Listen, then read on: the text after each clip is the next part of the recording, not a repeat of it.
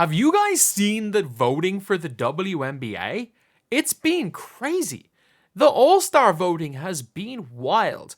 And some people that don't understand how the All-Star voting works have really made a complete shambles out of talking about it. But it is just crazy this year and this rookie class, again, led by this woman right here, and obviously to discredit what other players have done, like Cameron Brink, like Angel Reese. Obviously, Angel Reese, as far as the biggest draws in WNBA, as far as individuals, is probably in the top 3 or 4 as a rookie, which is crazy.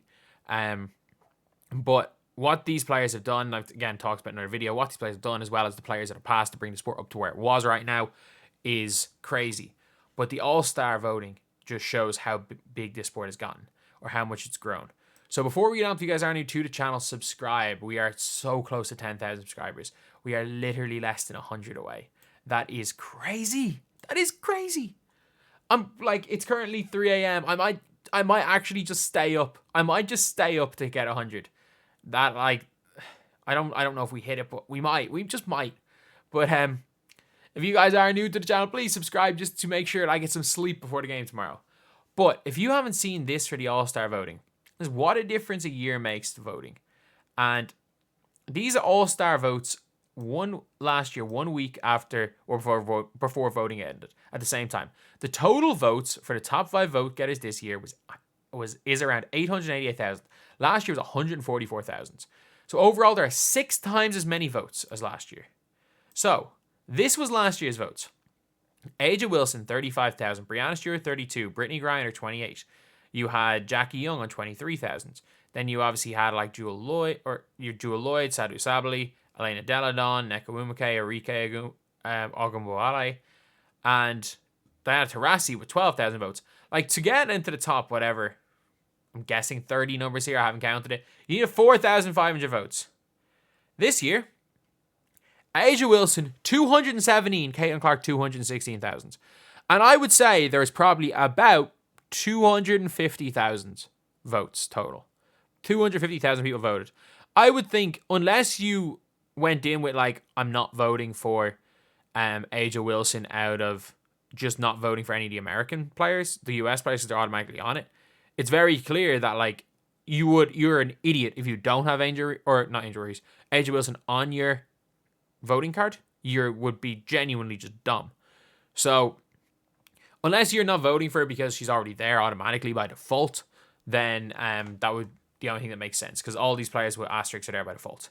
So if you look at this year's voting, I want to see the full voting, because there's one hilarious thing that I know. So you can see right here, Aaliyah Boston having 60 or 53,000 more votes than Angel Reese is crazy. I actually do think both of them probably, you could argue both of them are deserving of All-Stars. But if you've seen this one right here, this is the full 30. So you've only got 18 on that one right there. So for the full 30 last year, you had, and Kelsey Mitchell's at 18. So this year, number 30 is Kayla McBride, who I think should be an All-Star, by the way. I think Kayla McBride should be an All-Star. I don't think SDS should be an All-Star. Temi Fagbenle has played 5 games this year. 40,000 votes. Katie Lou Samuelson is averaging 5 points per game. 5 points per game. And has more votes this year than A'ja Wilson had last year. That is the growth, and especially the amount of people watching the Fever.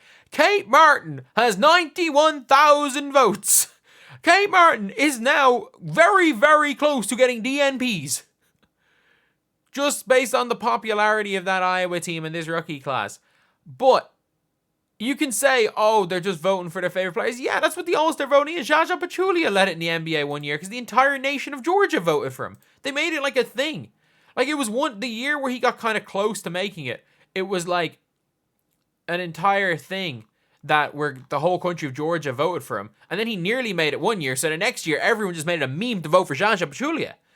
But you're seeing here, if you take away all of these players that are already there, you're seeing players like Dariqa Hamby. 97,000 votes. If you know the whole story with her and the Aces, it'll be really cool. Like, she's going to be an all-star anyway.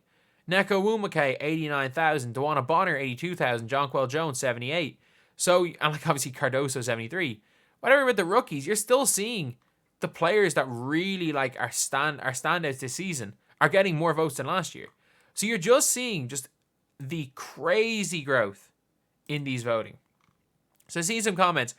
Can you vote multiple times to like this year? Yes. So it's the same difference. Like, you can vote multiple times this year. Answer the question, voting volume. 6 times higher. 6 times higher. Step in and get McBride. She's going to get it. The Caitlyn effect. Yeah. Apparently, Diana Taurasi has less votes than last year, which is hilarious. Doesn't matter. She's there anyway. But I'm just not a Diana Taurasi. I just don't like Diana Taurasi, to be honest. Good player. Don't like Diana Taurasi. But you were seeing now just the crazy growth in general of the women's game, especially surrounding like these rookie class. Like, there's never been a group of people come into women's basketball as popular as this rookie class. And again, you can say, oh, they like don't deserve it. These other players deserve it more. Okay. At the end of the day, players come in with hype.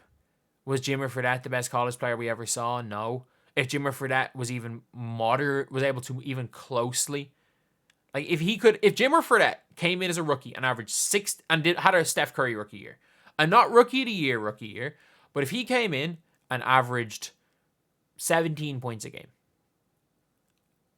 Jimmer Fredette would have been one of the most popular players in the NBA. But he obviously just sucked and lost out in his starting spot early to the guy who was drafted 60th in his draft. But that's just the way it is. Like, you've seen that whether it be Caitlin Clark, obviously A'ja Wilson, who is the best player in the world, is top of the voting, fully deserved. I think that, again, because you don't just vote for one player, I think if the whole vote was vote for one player, Caitlin Clark would win it. But at the end of the day, I think it would either be Caitlin Clark stands voting for Caitlin Clark or people voting for the best player voting for A'ja Wilson. I think for people talking about like the effect of Caitlin Clark, it's the fact that Aaliyah Boston is the 3rd highest voted player above Breanna Stewart. As well as that, the fact that Kate Martin is drafted 12th, or is like 12th most votes. The fact that Temi Fagbenle has like 4 times the amount of votes of Diana Taurasi, and Katie Lou Samuelson has more votes this year than A'ja Wilson had last year, is one of the crazy things. I wouldn't be surprised to see. I was surprised to not see Celeste Taylor, who's barely gotten any burn, be in that top 30. But the level of growth in this sport is crazy.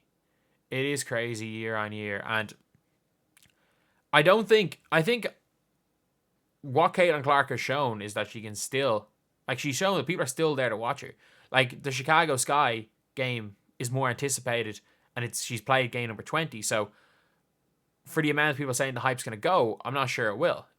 I'm not sure it will yet anyway. And then, regardless of how this WNBA season ends, we've got a college year of watching Paige Beckers come in, and the story is, what about Paige? And in the following year, there's Flau'jae, and a lot of people be like, will the Fever, even if she may not be worth a first-round pick, it's like, do the Fever make sure they get a pick in not next 2025, in the 2026 draft, to make sure that they're there when Hannah Stuelke's on the board, just as a runner, just to get someone in to run.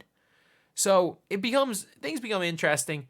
And yeah, it's going to be a hell of an all-star weekend because it's not Team USA versus Team USA. So players are going to be there with a point to prove. My predictions for the all-stars are going to be, like, I think Clark makes it as a guard. I think Arike makes it as a guard without question. I think Hamby, without question, makes it a forward. I think Nneka makes it a forward. I think Bonner makes it. I think Jonquel Jones makes it. And then I think Aaliyah Boston makes it. I think it's probably between like Angel Reese and Magba Gorans for kind of that last spot. I think Angel Reese probably gets it because of the fan vote, and Magba Goran's not a top 30. And then as far as the guards are concerned, I don't know how much the fan vote's really going to affect the guards, because I still think even over at Kelsey Mitchell, you're going to see like a Ariel Atkins make the team. I think Clark is. I think it's more likely that if the Fever have one All-Star, I think Aaliyah Boston's a guarantee to be that, which is sounds crazy, but I think when it's all said and done with the player votes and team votes coming in, or in the coaches' votes, I would not be surprised to see Caitlin Clark not make the All-Star team. But with these voting and a lot of her competitors like Kayla McBride and Ariel Atkins, as far as the best guards are concerned, them not being in the top 30, and Caitlin Clark is going to be in the top 30 in the coaches vote and the player vote. So I still think that, yeah, I think even though I thought they were going to screw it, even if no players vote for Caitlin Clark, even if Caitlin Clark doesn't get a single player vote, she's going to be an All-Star. But anyway, that is the video. What a crazy, crazy upturn in votes from last year. Thank you guys for watching. Please like, comment, and subscribe.